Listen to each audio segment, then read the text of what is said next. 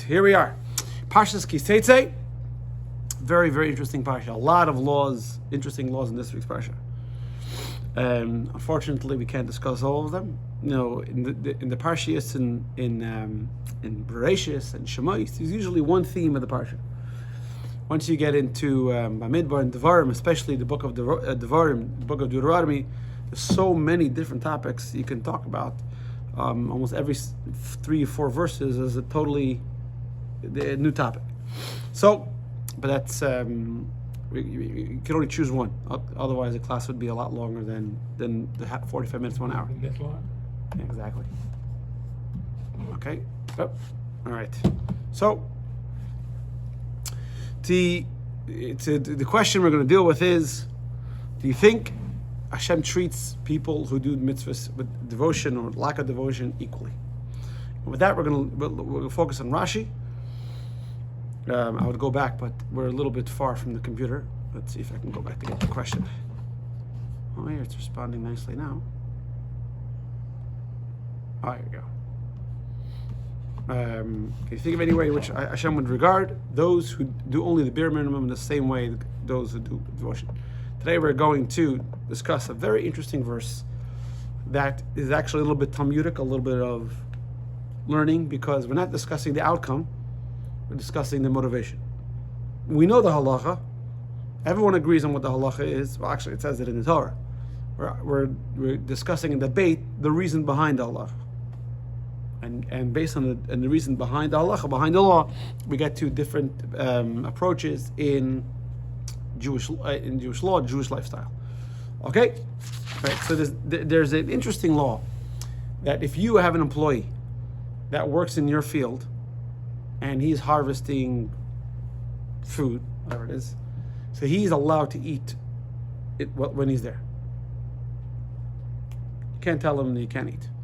Same thing by an animal, by the way. But right now we're dealing with the humans.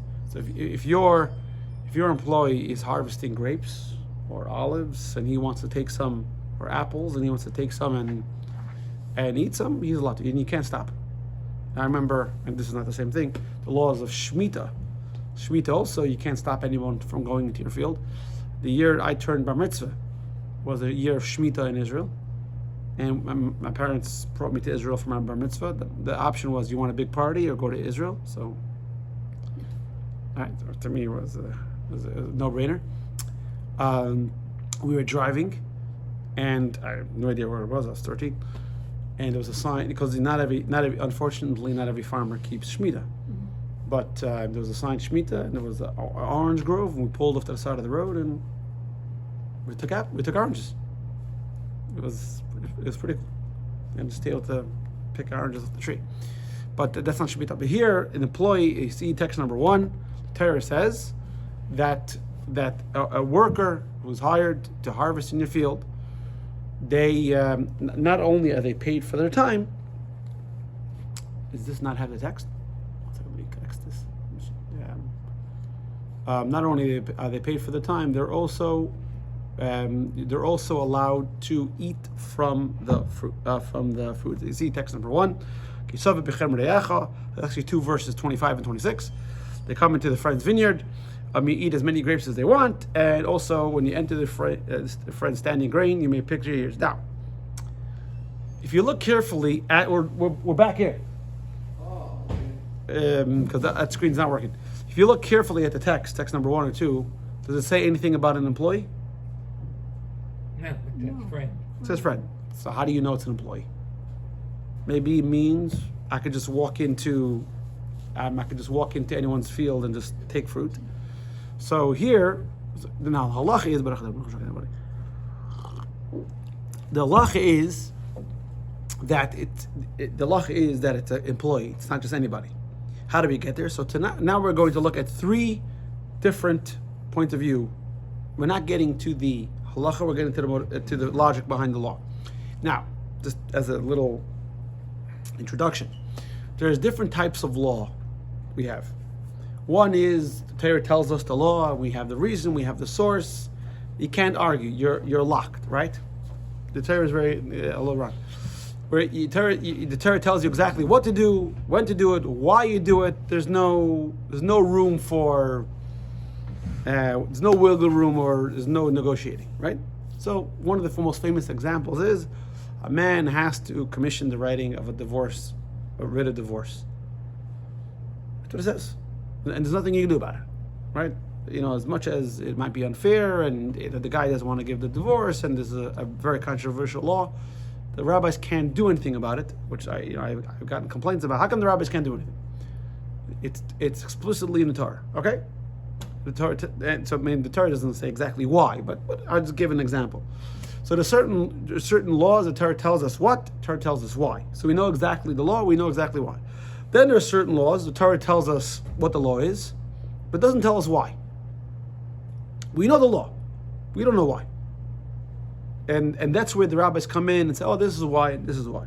Then there's something where we know it was passed down from Moses. We don't know, it's not in the Torah, the 5 books explicitly in the text. We know it was passed down from Sinai. We know. But we don't know how from where Moshe taught it. But we know Moshe taught it to us. It's called Halacha Moshe Sinai. So you can't argue with those laws. Moshe taught it, that's the law. You don't remember why, that's an us problem. But that's because we don't remember the logic behind the law, doesn't mean the law doesn't apply. And then you have the laws that we don't know until the situation comes up, right? Like modern day laws of technology. You could look in the Torah, you're not going to find it. You have to try to apply the logic of different laws, right? That's how it works. So in this week's Parsha, we have the law that an employee is allowed to eat while he's working in the field. That's the law. The question is why. Now, first of all, let's deal with how do you know it's an employee? Well, simply the Jerusalem Talmud says here in text number 2a. The Jerusalem Talmud says this is it's called Talmud Yerushalmi. This was written 150 years before the Babylonian Talmud. It wasn't written in Jerusalem. It was written in the north, in Tiberia.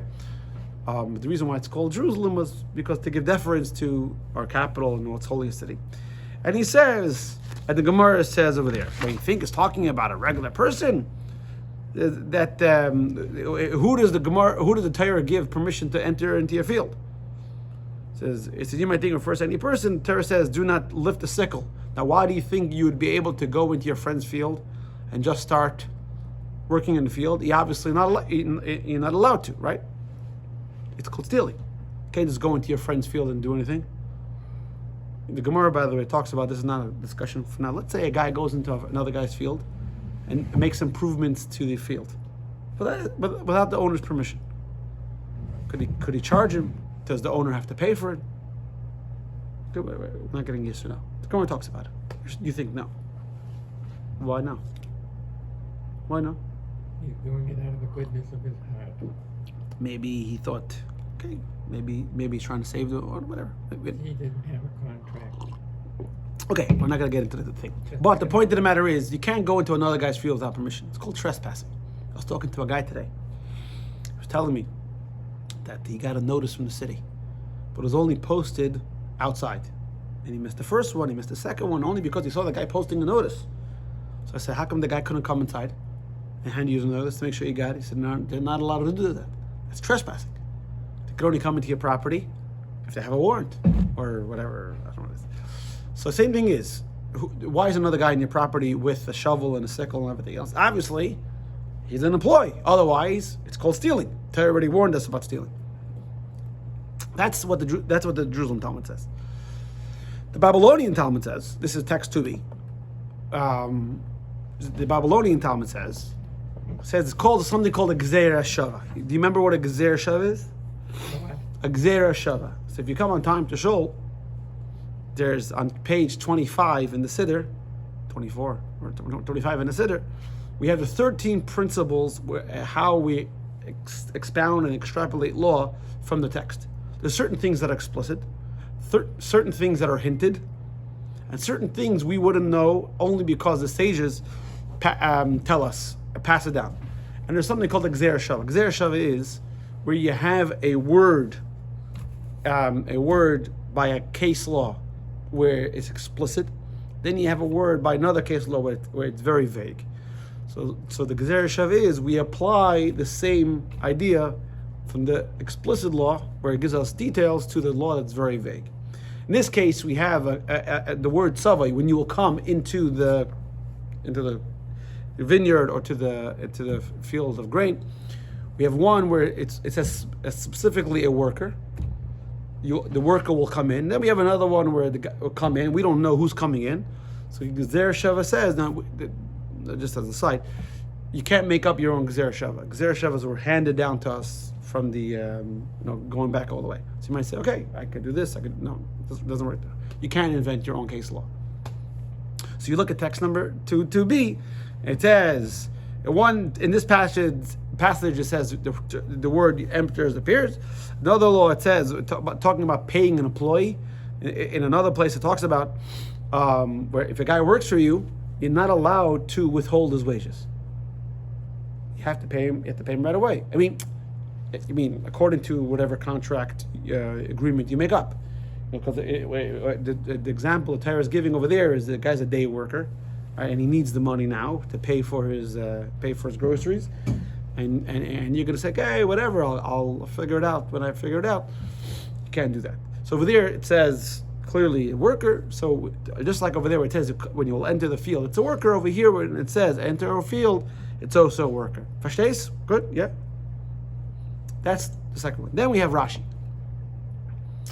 This is explain the linkage principle. I guess that's a good way of putting it. The linkage principle. I guess that's why they make the slideshows, because they have better vocabulary.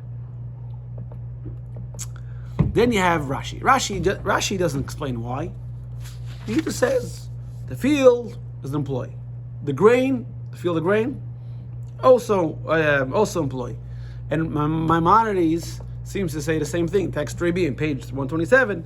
Who permitted him to go into the friend's vineyard without permission? Obviously, he's talking about an employee. All three opinions say the same thing. No one's arguing about what the law is. We're all talking about an employee. That if an employee is working in the field, he's allowed to eat while he's working. Imagine you had a job in a potato chip factory. Life is good, right? Blood pressure goes sky high, and so does the carbohydrate. Exactly. It reminded me of a story. This has nothing to do with anything. With that, but one time. Not to become a Kohen. Right. This about an employee in a factory. It reminded me of the story. A guy once came to the Rebbe's father, Reb Leivik. The Rebbe's father was the rabbi of the surrounding area, and if you can get his stamp, so to speak, everybody knew the Rebbe's father's name was Reb Leivik.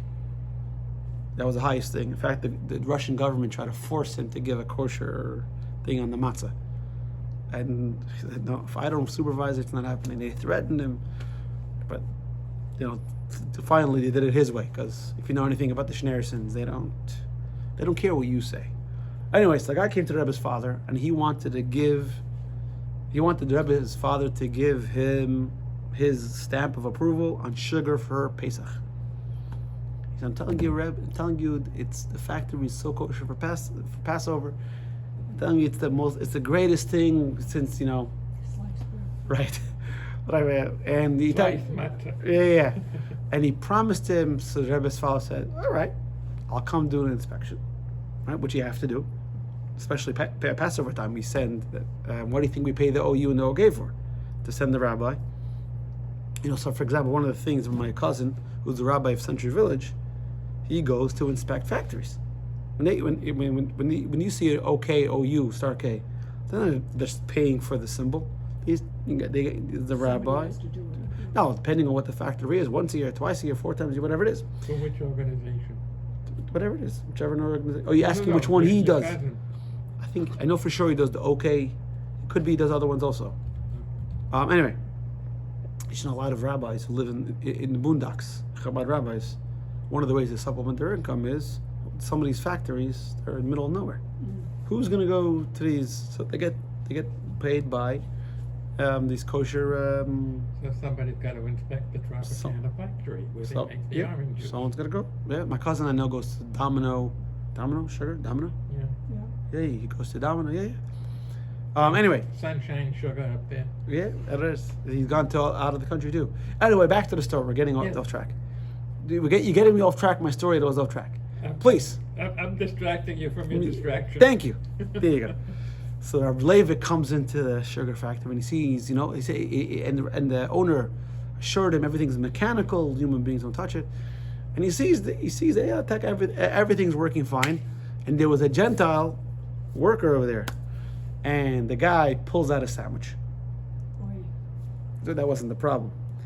Now this is talking about this 100 years ago, right? Maybe even more.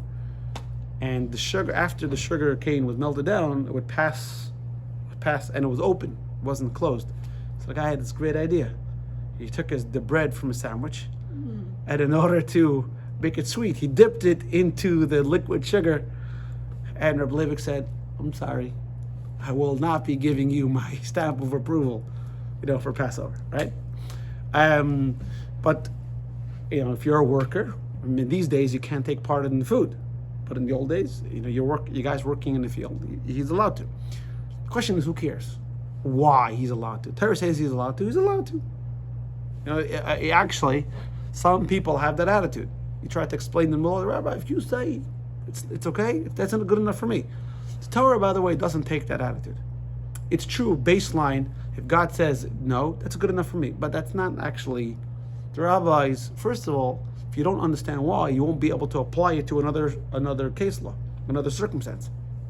How do we know what to do in a circumstance that's not exactly the same? You have to know the logic, right? So, for example, someone asked me, one of my kids, or someone asked me, he says, "Why is it that not all religious people wear yarmulkes when they work? If you're an observant person, you wear a yarmulke. It's brought down in the code of Jewish law." So I forgot who asked me. So how come not everybody? Maybe it was one of the girls in camp. I can't remember, but recently. So I said because, for example, the yarmulke is to show fear of heaven. But in the 20s, 30s, 40s, around then, if a guy came and he was outwardly Jewish, he could lose his job. Mm-hmm. So the rabbi gave one or two guys an okay. The problem is, like, from the okay, it became the standard. Well, I shouldn't say the standard. It's not true. But unfortunately, some people took it as for granted when you're working. I think I've said the story. We're going way off track here. I think I've said the story that my father, when he used to work in moving, he was in the trucking business. He used to go pick up yarn, for knitted yarn from a warehouse in New Jersey, and bring it to the port in Newark or JFK. I used to work with him. The guy who owned it was an observant Jew, Orthodox Jew, lived in Flatbush in Brooklyn. The guy didn't wear a yarmulke. He was my father's age, maybe even, I think, probably younger. So my father asked him, said, how come you don't wear a yarmulke? She said, "You crazy? During work?" My father says, "But you own the company. What are you worried about? Who's going to fire you?" No. Everybody knows you don't wear a yarmulke at work. Like, he didn't know the reason why. He went with it. Anyway, so although you might say, who cares why we have the law, but there's a difference. And tonight we're going to learn the difference. I thought the yarmulke was a rabbinical. It is. It's not the Torah thing or anything. It is, but still you have to know why. It's important to know why. The word yarmulke, by the way, comes from the word Aramaic word Yarei Malka, fear of the king. I was giving you an example. You have to know why. If you know why, then you can apply it. When to apply, when to. By the way, the art of a rabbi is to know how to apply the law, not to spit back the text. For that, you have AI. That's the art of. I'm saying it. The art of a rabbi is to know when to apply what. That's the genius. If you don't know the reason behind the law, you have no idea when to apply it. Okay, so for example, this law, is it a salaried employee? Is it only a day worker? Yeah, also your son-in-law. Right? All right. So let's see. Let's learn over here. Like Maimonides says, we'll skip 4, but you can say it on your own. Maimonides says, I think here we go. It says the fact that we can have three different reasons for the same law. Shows the brilliance of biblical text. That's what the Maimonides says in text number 4. So we're gonna get to it like this. What's the basis of the employee? Why is the employee allowed to eat from the field? It says and what compelled each one? Jerusalem Talmud, Babylonian Talmud, Rashi, and Rambam. So the Rebbe says like this. There's three different ways of looking at this. You ready? I told you it's going to get a little bit Stanley. We're going to get a little bit Talmudic, right? So you gotta, they say in Yiddish, halt cup. Yeah, halt cup means hold the head, concentrate. So there's a relationship as we look at it from the employer. Your job, that the employer's job, right? I employ this guy. We're looking at him. Your job as an employee is to make money for me, whatever it is to do it. Then there's a way of looking at it from the then the way of Okay. Larry. Nicht alle darf man sagen, okay? Not everything you have to say. In the middle of just making my point. It happens to the best of us. Don't worry. Let's go. Anyway, you should be decent. Anyway, back to me. I'm the one with the camera, right? So I want to. So you have one way of looking at it from the employer's point of view, relationship. Your job is to do what I tell you to do, right? That's your job. Then you have the employee. His job is to do his job and to make the employee happy. So it's not so much on the employee, more about the employee. And the third way of looking at it is the condition of employment, the fact that he is an employee, not so much the job what he's doing. First one is the employer. I have a job for you to do, but the job. So there's the second one. The second one is the employee. I'm going to do my job the best way I can do it. Third one is the fact that you're employed. Not the fact. Forget about what you're doing. It's the fact of who you are. First two focus on the what. One is from the employer's point of view. The second one is from the employee's point of view, and the third point of view is the fact that what you are as a person. Let's look how the Rebbe spells it out. Text number 5. Here. Part of the salary, reward for going out, and inherent condition of employment. So the Rebbe says in text number 5. It says, number 1, you have the worker's right. Why is he allowed to eat? It says because he says it's in addition to the money that the employer is giving him, it's an added not a bonus, but it's part of the salary. It's not even a benefit. It's part of it. It's part of the salary. Meaning you have to take into account that your employee is going to eat in addition to. So, for example, you pay your employee cash and you give him health insurance. It's part of it. It's not a benefit. It's part of it, right? Because he's an employee, he's entitled as part of his salary, but not salary he takes home. Because according to the Torah, the employee is not allowed to take home fruit. He's only allowed to eat fruit in the field while he's there. I didn't say that before. But while the employee is there, it's almost like a coffee machine. I mean, your expenses of having employees is you're going to have a fridge, you're going to have a coffee machine, a water machine. That's part of it. Right? So you pay your guy $40, $50, $60, $100,000 a year. You don't say, oh, by the way, like they're talking about before, the airlines, you have a water fee, right? You can drink water, right? You have a bathroom fee, right? Wasn't there an airline in Europe that wanted to charge to go to the bathroom? I think there was. I think they tried it, or they were thinking about it, and they did it. When people started urinating in the aisles, they said, forget about it. Exactly. Right? Or in paper cups. Right. By the way, there were some stories of people who had stomach issues, and the plane had to turn around. It was a biohazard. Had to land in the middle. The story happened not too long ago. So the one way of looking at it is it's part of the salary. Another way of looking at it is that says the employee, he is doing the best he can, right? And in these days, I don't know if you ever see a video of how they harvest olives. It's very interesting. They put a machine around the olive tree, and they have this massive sort of upside down umbrella. Yeah, like a net. Yeah. It's not a net because you don't want the olives to fall through. Right. It's kind of like an upside down umbrella. The thing comes And- around. Yeah. And there were other trees like that. yeah, and they shake the tree, and all the things fall down. So you see now these days, what's the guy doing? In the olden days, in our days, a garbage man touched the garbage, right? And garbage room was a smelly job because he touched the garbage and right. Now they don't get out of the truck anymore. No, God forbid you make them get out of the truck and they give you a dirty look, right? Yeah. So, then in the olden days, the worker to harvest olives, it was a dangerous job, and the more the worker was dedicated, the more olives he brought in or grapes he brought in, The more you got paid. same, but he was a better employee. So why are you allowing him to eat? Because the guy is getting up there on the tree, and he's doing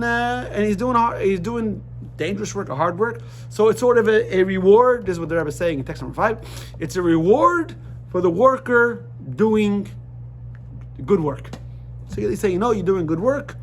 You can eat from, you have a guy who's a worker, and he makes delicious cake.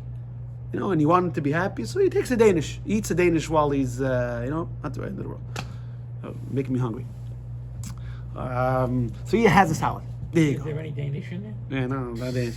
And number 3, the other way of looking at it is the fact that he's your employee. Forget about what he does, or it's in addition to his salary, or because he's a good worker. He's your employee. He's entitled to fruit, even before he did any work. So now let's look at the difference between the 3 ways. Yeah. Go ahead. Yeah. If you're a garbage collector, you're entitled to eat too. Yeah, sure. Right? Yeah. Yeah, go So- to the truck and find what you want. So the Talmud Yerushalmi, the Jerusalem Talmud, like the Rebbe explains in text number 6, he says, the guy is not allowed. He's not a person in your field. Remember, it said can't steal. So the verse is obviously talking about an employee because the guy can't steal, right? So this is part of his job. So the Jerusalem Talmud infers from the verse that is talking about labor, because obviously the guy coming into your field, otherwise he'd be trespassing, right? There was a sign. I remember when I was in Israel. I think it was an apartment in the old city. It said, "Forget the dog, beware of owner." Right? So That's an old sign. yeah, it was when I was in Israel 30 years ago. So yeah, Maybe. Tennessee, Kentucky, Alabama. Alabama, Georgia. all right, guys. So that's what the Jerusalem Talmud infers is talking about an employer. The Babylonian Talmud, according to the Babylonian Talmud, is talking about an employee, and the Babylonian Talmud is the second point of view. The eating the fruit is a reward for the employee going all out. It's more about the employee, right? The first one is more about the employer. It's part of the job. The second one, the Babylonian. If you remember, the Babylonian Talmud is the one that learned. Here it's talking about an employee. So over there also must be talking about the employee. Remember the linkage. You weren't here for this. The linkage point of view, right? The Rashi and Rambam don't say anything about how do we get there. Rashi and Rambam just say it's talking about an employee. They don't infer how do you know, because it's obvious. It's obvious. Just the fact that you're an employee means that you can read the Rebbe's text on text number 6. Just the fact that you're an employee, you're entitled to eat from the field. I see. By the way, it's interesting because let's say you have an employee. How the Torah tells you how to treat other people. I was talking to somebody. I'm not going to say who. They're telling me that the cleaning lady's doing loads, washing laundry in their house. Okay, not okay. What do you think? Doing their own laundry? Yeah, obviously their own laundry. No? What do you think? That's not what I'm paying you for. Let's say they're getting all the work done. Okay? If they're getting all the work done, then see, as far as I'm concerned, that's fine. So what the person told me is, I don't care. They said that. I don't even care, whatever. Said hot water, electricity. Just ask. Just. But the problem was, they left laundry in, assuming that the cleaning was going to do. They took that person's laundry in, and then they put their own laundry in. How do they know? Cleaning lady didn't know. These days, washing machines come with Wi-Fi. Why washing machine needs Wi-Fi? I don't know. That's so you can tell if the cleaning lady is Exactly. extra load. Or why do refrigerators have cameras in them? Yeah, no, just wait. You know what's inside. We You once can look back and see how fat you're getting. we once found my dryer, my cleaning lady's son's scanning car for school in the dryer. We're like, I think your son. Anyway, but the Torah is teaching you how to treat your employee. The guy's working in the field anyway. Don't be such a micromanager. Let him. He's dealing with the food. Let him have. How many grapes and apples do you think your employee's going to eat already? You can't take it home, right? But don't be so, as they say, clean cut. Well, have you ever heard the phrase the golden triangle when it comes to business? What's good for the customer is good for the business and good for you. Yeah, So exactly. The worker's happy. Exactly, yeah. Now, with the last few minutes, let's talk about this. We have very nice. The Torah tells you, right? Okay, good. Okay, you learn the question, you learn an answer, you learn a little bit Jerusalem Talmud, you learn a little bit Babylonian Talmud. You guys are very great scholars. Now let's get a little Kabbalistic. Let's take a lesson home. Let's say a home run. Obviously, you could read it and say, okay, the Torah is telling me that I have a field, I have a worker. Basically, imagine you have an employee say, "This is your second cup of coffee." I mean, you don't do that. That's not normal. But let's say I don't have a field, right? I don't have an employee. How does this apply to me? And you might say it doesn't, but that's the wrong attitude because everything the Torah says applies to every single person. So who's the employer? Who's the employee? And what's the field? So if you look at the Teitzei Kohen lived in Ukraine in the 1600s. He had the very famous story about the Shach. He survived the terrible Chmelnytsky massacres, the Ukraine massacres of 1648 through 1649, and he lost his daughter and how he reunites her. It's a very, very beautiful story. And he writes, I mean, he's actually, when you look at the code of Jewish law, he's right there next to him. And you would never know that he had such a turbulent, traumatic life. From the way he writes. Anyway. So he writes like this. He's like, what's, who, the employer is the Eibishter, is God. The employee is you, me, you, I. We're all Hashem's employees. What's the vineyard? What's the field? This world, our life. Yeah. Right now we can learn. Now we can learn it a whole different way. This is text number 7, page and page 7. So when you enter your friend's field, the world is a vineyard, and we see he quotes Ishaya, my beloved has a vineyard, a fertile quarter. Your friend refers to God. Do not abandon your friend and your father's friend. Now we could learn. So now we could learn. Hashem sends us into the field. Hashem sends us to work. And you've heard me say many times, the Torah is a contract. I don't know if you know that. Torah is a contract. You ever ask yourself, when the Jewish people served the golden calf, why did Moshe smash the tablets? What's the connection? Moshe got angry and smashed the tablets. I mean, your kid does something wrong, you start smashing. First of all, the whole question is, did the tablets belong to Moshe for him to smash? And what was that? What was the point? So the rabbis explained that the Torah is a contract between God and the Jewish people. God said, "Don't serve idols." And we said, okay, they agreed. And God said, "Okay, Moshe, we're going to draw up a contract." And Moshe came down. He saw the golden calf. He said, "Oh shoot!" He wrapped up the contract. A contract. You can't hold them. It's not legally binding. It worked sort of ish. But that was Moshe's methodology. But the Torah is a contract. We say it every day in the Shema, which basically says, God says, if you do what I tell you to do, then I'll provide for you. It's like any other employment contract. Right? The employee has to come to work 8 to 5, whatever it is. And what does the employee have to do? Well, he has to provide, in order to be able to do his job and the compensation. If you look at how the Rambam phrases in text number 8, he says there's basically two forms of remuneration, reimbursement. There's principle and there's benefits.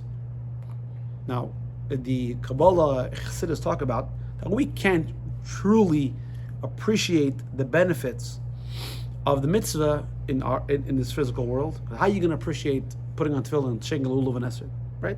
It's more for the world to come. But there are benefits in this world also. So he says, it's a Maimonides says, Hashem gave us a Torah, a tree of life.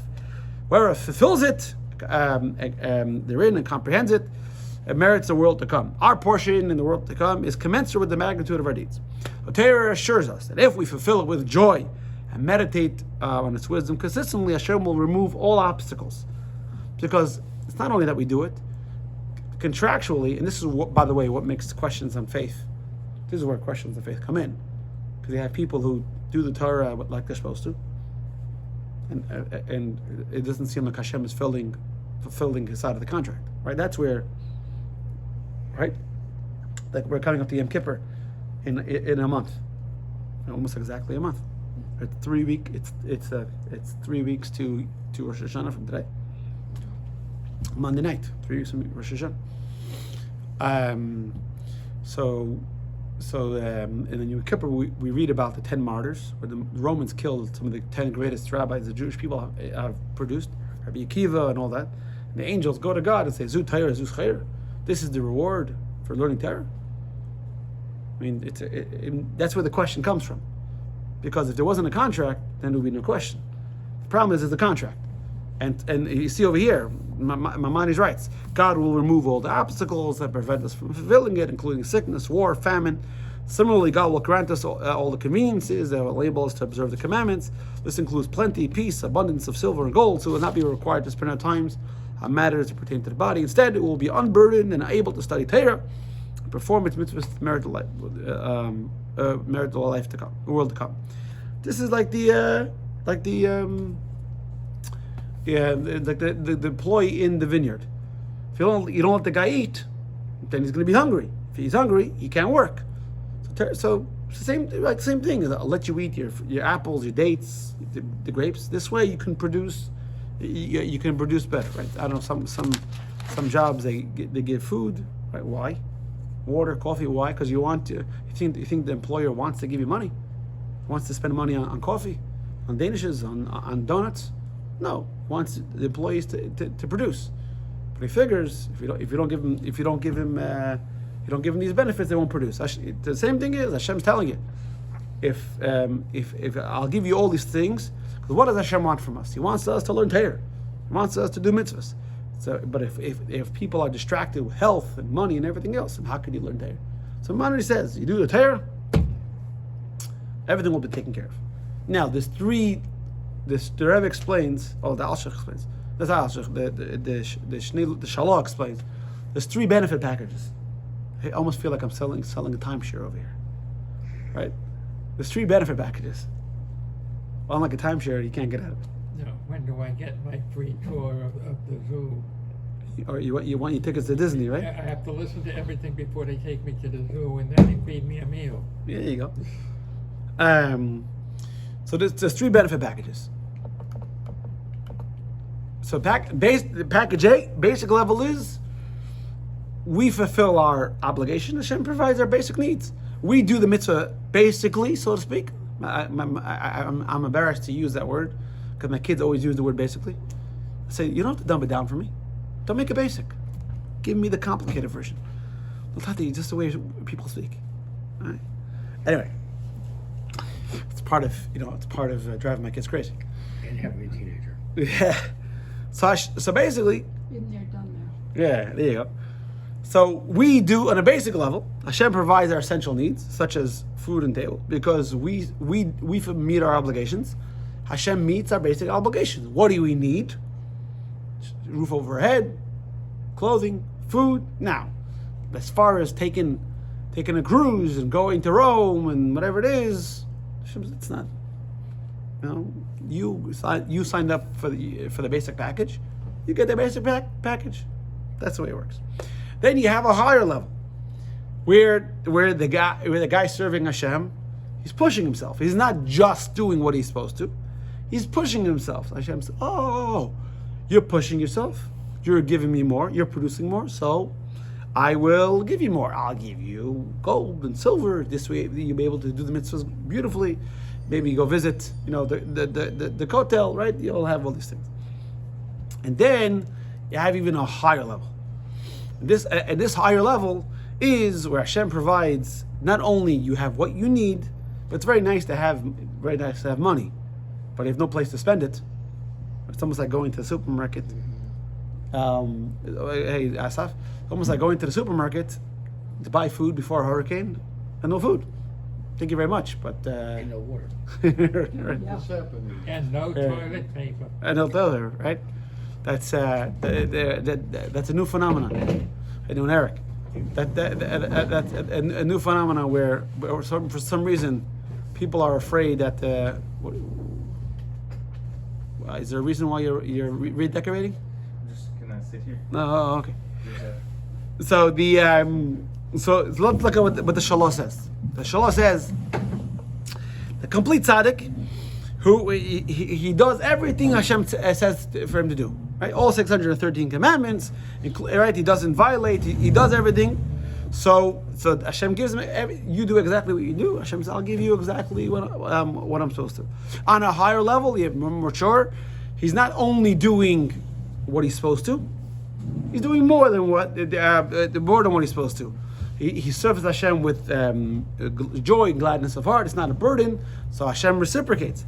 So the first level of serving Hashem out of awe constitutes he's righteous, but he doesn't deviate. But then our job is to push ourselves a little bit more. That's the ultimate. Hey, hi, welcome to the neighborhood. Soon. So then it says so both of these guys have an employer-employee relationship, but that is a regular. That you can see it from the Jerusalem Talmud. The guy is an employee. Then you have the Babylonian Talmud. It's higher level. He's working a little bit more. So Hashem reciprocates. But the Rebbe says, and this is what Rashi is really trying to point out over here. The fact that you're a Yid is not about what you do. It's about who you are. You are an employee. Over. You are a Yid. Not because the amount of mitzvahs you do. That's not the way it is. Now, before coming for Rosh Hashanah, imagine if there's a guy, some shuls, they have people standing at the shul, right? They bought tickets and all these kind of things. Mm-hmm. Imagine you had a rabbi standing on at the door saying, how many mitzvahs did he do this year? Oh, 248, sit in the back. 1,654, sit in the front. It doesn't work that way. Chabad, the Rebbe told us, you're a Yid, you come. We don't have assigned seating because you are an employee. That's what you are, and as such, Rosh Hashanah. By the way, one of the things we go to Hashem and we say, "Give us a good year."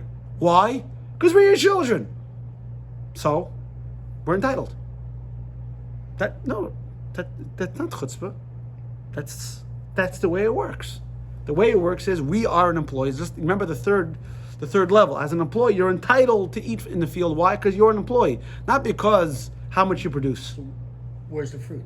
Where's the fruit? Exactly. Well, that's the thing, right? No. So now, if you want the relationship to be healthy relationships, we have to produce. Yeah, it's true. Ultimately, the healthiest, the greatest relationship is going to be when Mashiach comes. We're going to be able to sit around and do the mitzvahs with no problems. We smelled a little bit of that during King Solomon's time. During King Solomon's time, the land of Israel was in a little bit of a cocoon. Around the world, they were cracking its own heads, like the fiddler on the roof says. But we enjoyed peace and everything else. Peace and love. San Francisco, 1968, right? Everything's okay. Yeah. What's that famous street in San Francisco, or a famous place in San Francisco? Neighborhood or no? The Ashbury. There you go. Yeah, there you go. That's what Israel was, right? Peace and love. Everything is great. The whole world. Now, when Mashiach comes, the whole world's going to be like that. Let's look at text number 10a. Here we go. There it says. So this depends on serving Hashem while feeling that our entire being is to be Hashem's servant. It's not about what you do. That's who you are. Meaning, if you look at yourself as an employee, 9 to 5, then I can come to you and say, the guy. By the way, without saying, I know a rabbi. I'm not gonna say who, where, because you guys might figure out who it is. Chabad rabbi, that he got people to come to his shul only because there's another rabbi of Reform / conservative. I'm not saying what, where, whatever it is. He shot himself in the foot. This is the way he was. So there was one family that joined Chabad, not because my brother did anything, just because this guy had yahrzeit, and they had 9, and they called the rabbi to come to complete the minyan. He says, "No, I'm not contractually. I'm not obligated to come." So he didn't come.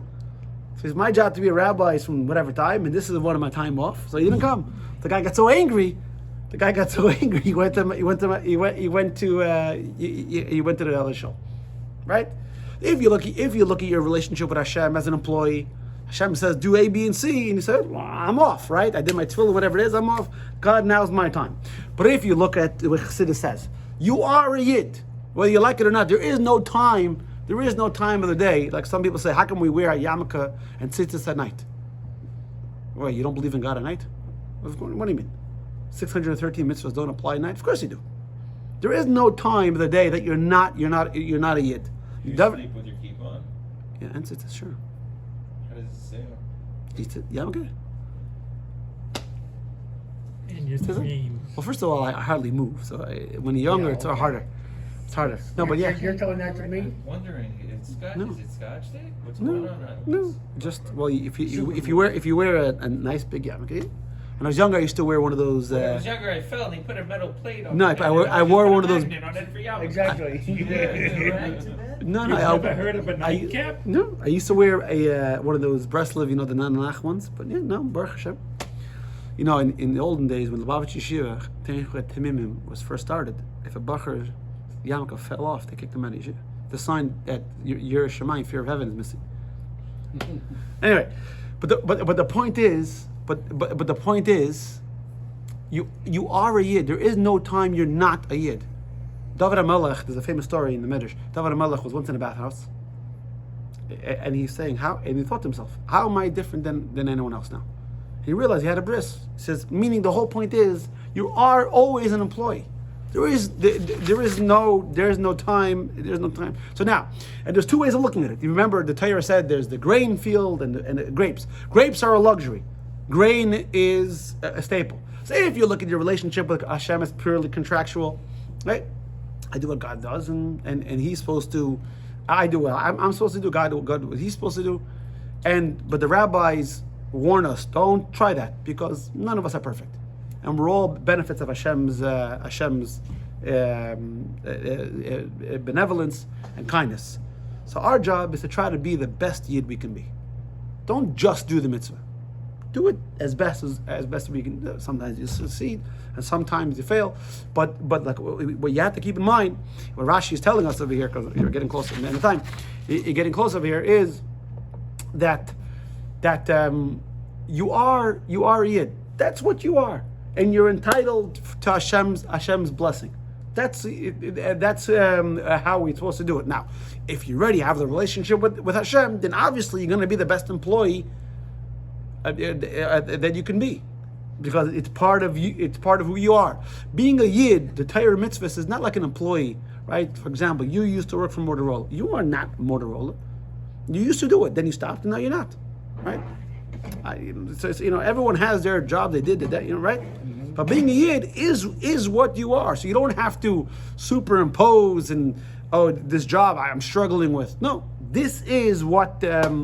This is what we do. So number one, because Hashem is treating us so nicely, we should reciprocate. Number one, and number two, we should try to do the mitzvahs with the most gusto and delight and pleasure, and feel the privilege that Hashem gave us these mitzvahs. Now, some mitzvahs are easier to do, right, and some mitzvahs are a little harder to do, right? And soon going to come Yom Kippur, we fast. Sukkot, we have to. Build a sukkah. Sometimes it's beautiful. Sometimes you'll build a sukkah in here. It rains. Right? Yeah. By the way, in New York, it's cold and it's rainy during sukkahs many times. I mean, now it's a little earlier in the season. So most other communities, and this is true halachically, you don't have to eat in the sukkah if it's raining. That's halach. Chabad, we don't eat out of the sukkah. Period. Zero. But the way we were brought up, we don't hold it as a grudge. Oh my God, we've eaten the sukkah. It was kind of our badge of honor. Those guys are wimps. We love the sukkah.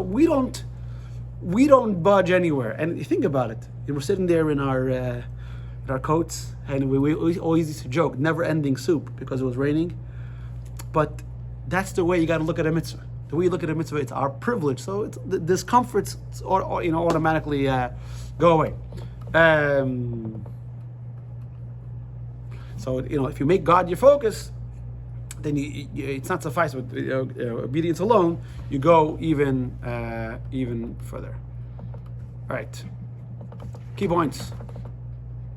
So when a worker helps harvest the crops, you have to pay him plus a perk, entitled to eat. We are workers in Hashem's world. We serve Hashem, and Hashem rewards us. The main reward awaits us afterlife, because there is no physical reward that can compensate for a mitzvah. While we are here, Hashem's job is to provide us with electricity, so to speak, so we can serve Him better. This is the perk we enjoy in this life.